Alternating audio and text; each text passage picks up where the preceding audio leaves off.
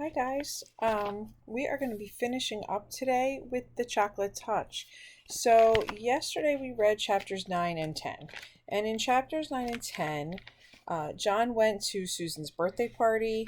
Um, Everything was going well. He was having a good time. They were eating and everything was working out, or I'm sorry, they weren't eating. So that was, so everything was working out really, really well. Then they decided that they were going to bob for apples. And when they bobbed for apples, John put his mouth in to bob for an apple, and the entire tub of water turned to chocolate, getting chocolate all over his clothes, all over Susan's clothes. And he was embarrassed. She was upset, so he ran out. In chapter 10, John runs into his dad on his way home. They're talking. John tries to show his dad where the candy store was that he got the box of chocolate. After he tells him the whole story, they can't find the candy store. There's nothing there. It's an empty lot. So John's dad takes him back to the doctors to see Dr. Cranium.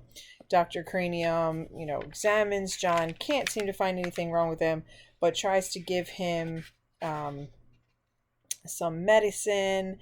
And when he tries to give him the medicine, of course, it turns to chocolate, as does the spoon. The spoon falls on the floor, breaks into pieces because it's made out of chocolate, and, you know, basically got nowhere with Dr. Cranium. So Dr. Cranium, of course, wants to, study this a little bit further and says he's going to call it Cranium's disease. So Mr. Midas and John leave the doctor's office, and that's where we left off. Okay, so we're going to finish up the story right now with chapters 11 and 12, and then you'll answer some review questions, and tomorrow you're going to take the AR test for the book. Okay, so here we are, The Chocolate Touch, chapter 11. Mrs. Midas was much upset when Mr. Midas told her that John had Dr. Cranium's disease. He said it was chocolitis, Mr. Midas explained, a worried frown on his face. But he's calling it Cranium's disease because it was his discovery. Dr. Cranium didn't do it, John said. It's magic. It all started after I ate that chocolate. I'm scared, he added. Mrs. Midas sat down and dabbed her eyes with a lace handkerchief. She was crying. Mr. Midas blew his nose, said he had to attend to something, and abruptly left the room. John had been so busy feeling sorry for himself that he had not realized how his mother and father would feel about his chocolate disease. Never mind, Mother, he said, putting his arm round her shoulders. It's all right. Really, nothing was all right, but he couldn't bear to see his mother's tears. He kissed her wet cheek. His eyes were shut as his lips softly touched her, so he didn't see the change right away. Then his lips began to feel sticky. He opened his eyes. His mother had turned into a lifeless statue of chocolate. John ran wildly out of the house without thinking where he was going or what he was going to do.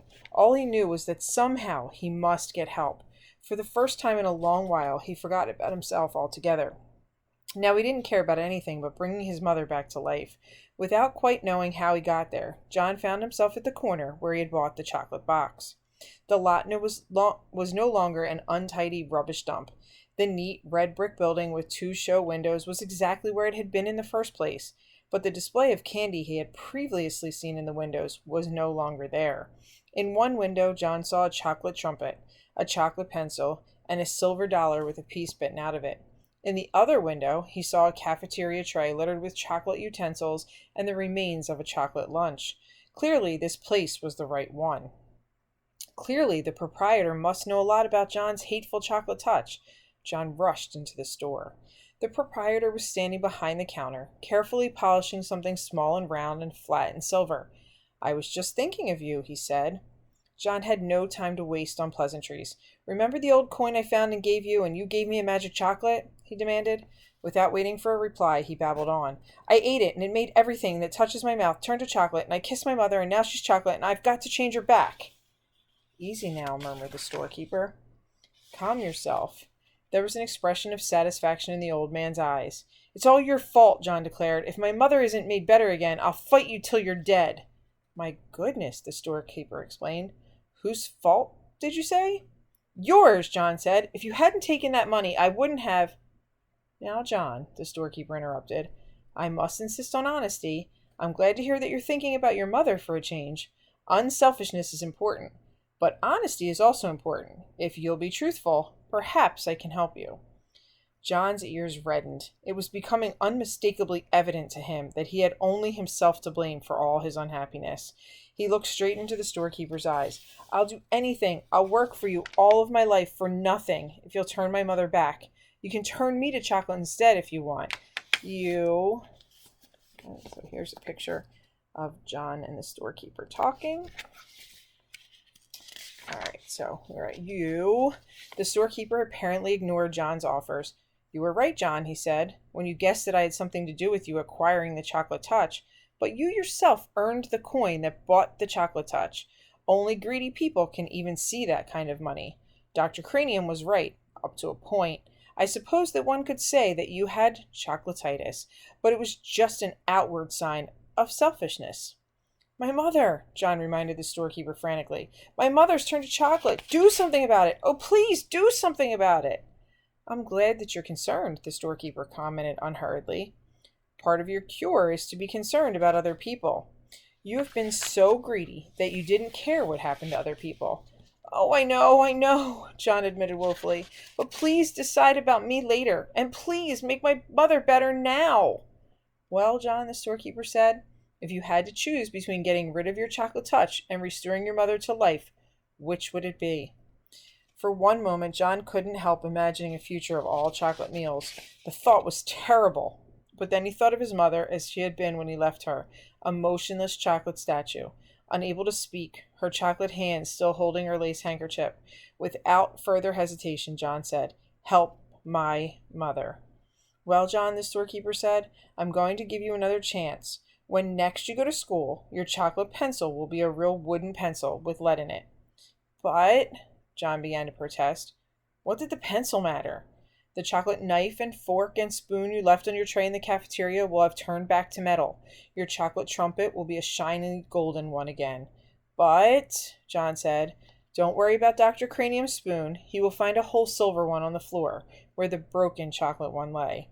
"But how about," John said, "Susan Buttercup will discover that the chocolate stains on her party dress and her party shoes were nothing but water after all.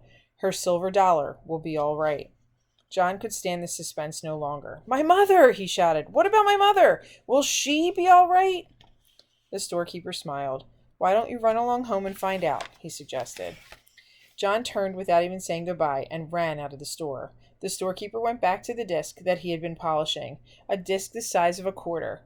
It had to be polished smooth, ready for a new set of initials in case the need for them should arise. The front door was open, and John rushed into the living room, where he had left his mother. She was not there now, but on the chair was a small, wet lace handkerchief. John ran into the dining room and on to the kitchen. As he came to the kitchen door, he heard the ring of silver against crockery. Then he saw a wonderful sight. His mother arranging the coffee things on a tray. He dashed into the kitchen and flung his arms around his mother's waist, sobbing and laughing with relief and joy. "There, there," said Mrs. Midas, stroking the hair from John's forehead. "You've had a very disturbing day, dear, but in a few minutes we're all going to have supper, and everything will be fine again. Goodness, I do believe I need some coffee myself. I felt so strange just then in the other room. I really don't know what came over me." The door from the garden opened, and Mr. Midas came in. "Before we settle down," Mrs. Midas said to John, "have a glass of good cold milk. You look so hot." Here's John and his mom.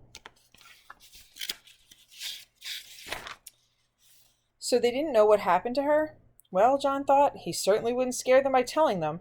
He watched gratefully as his mother took a frosty blue jug from the refrigerator and poured from it a glassful of icy, creamy milk. Trembling with nervousness, John tilted the glass against his open mouth. The liquid flowed in and down his throat and remained purely milky, deliciously milky, tasting of nothing but fresh, clean milk. After the first long, wonderful gulps, he suddenly recalled that he had not thanked the storekeeper for saving his mother. "Mother," he said, "may I go out for a minute? I'll be right back." "All right, John," she said, "but supper will be ready in 10 minutes. Don't keep us waiting." John ran briskly down the street until he came to the corner where he always turned right when he was going to Susan's house. Then he turned left instead and started along the 2 blocks of unfamiliar street leading to the candy store. Soon he came to the corner where the red brick building had been. But there was no building and no store, and of course, no storekeeper.